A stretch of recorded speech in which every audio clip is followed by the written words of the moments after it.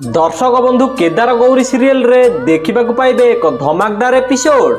माधवी आ बिकुर खेल सरिबो आ गौरी को तांको छुआ मिलिजिबो। केदार आ गौरी तांको छुआ को खोजी खोजी गोटे मंदिर पाखरे पहुंची जिबे।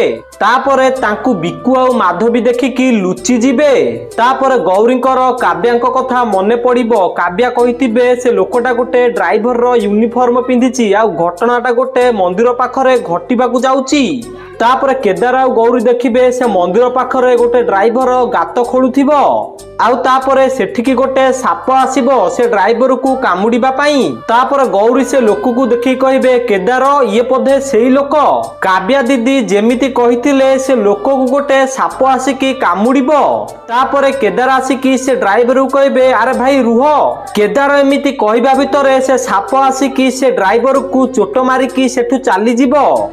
तो दर्शक बंधु आपण मानु कौन लगुच साप बिकु आ माधवी को आसी कामुड़िले भल हम कि जदि हाँ ताले कमेंट रे यस लिखि दियंतु। आउ आपण माने जदि चाहुचंती गौरी को तांको छुआ मिली जाऊ ताहले वीडियो को गोटे लाइक करी चैनल को सब्सक्राइब कर दियंतु।